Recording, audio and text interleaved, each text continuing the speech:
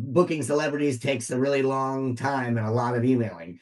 And it also was a film which is not like other ones I have made, in that there's a lot of archival stuff. Tracking down all of the stuff and dealing with all the licensing was a new challenge. The There's a lot, there's success of millions. this track was so iconic that it happens still today and keep the circus of Yello still alive. Yello is not just a band. Yello is a way to live. I'm Nick Canfield, the director of Oh Yeah, and you're watching Picture Locked.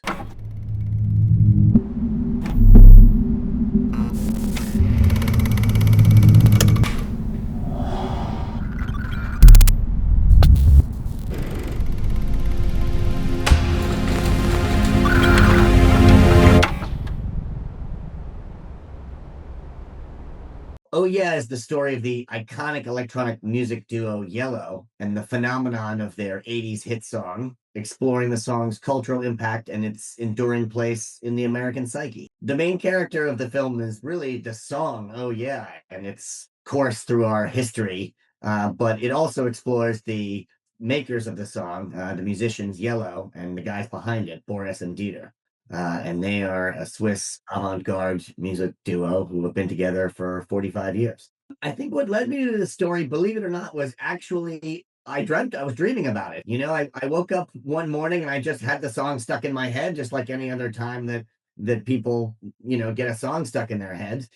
And I thought, wow, that song is so unusual and it's in so many things. I'd be curious to find out, why it's in so many things. And I wonder if the guys who made that song are as unusual as the song itself.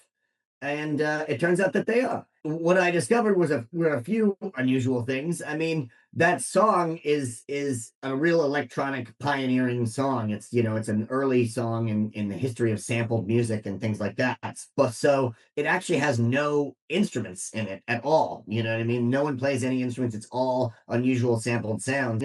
Boris and Dieter were really, advanced in the electronic and sample music world. Yeah, one of the things I learned in the making of the film was that, Boris and Dieter, who are Yellow, they really are just total art for art's sake weirdos. I mean, like they just churn out music and they don't really care if anybody has seen it or listens to it. I mean, the fact that the song became incredibly famous and went around the world is just like incidental. Like, whether or not that happened, they would still just be doing the same thing, which I think is really wonderful. It's like they just have a need to make art, and it's not really about being famous or anything like that for them. So it's kind of refreshing to hear that. I think part of the challenge for making this film was that because the song is so ubiquitous, and I wanted to place it, and I wanted to place their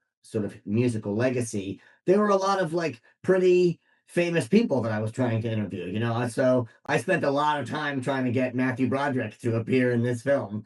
And unfortunately that didn't happen, but I did get Alan Ruck and Reggie Watts. And so, booking celebrities takes a really long time and a lot of emailing.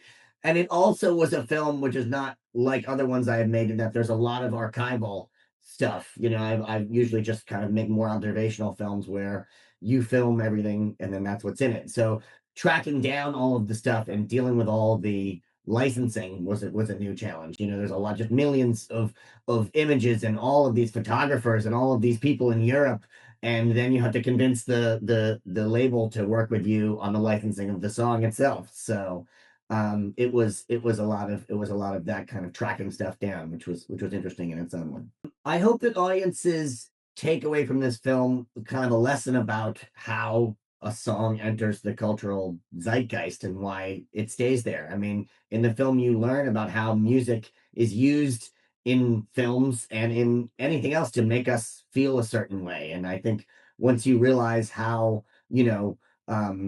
advertising or anything is trying to use music to make you feel, then that gives you a power to kind of understand our own culture and our own agency within it. And at the same time, I hope people get something out of Boris and Dieter's just love for music and for making art, and enjoy their wonderful story.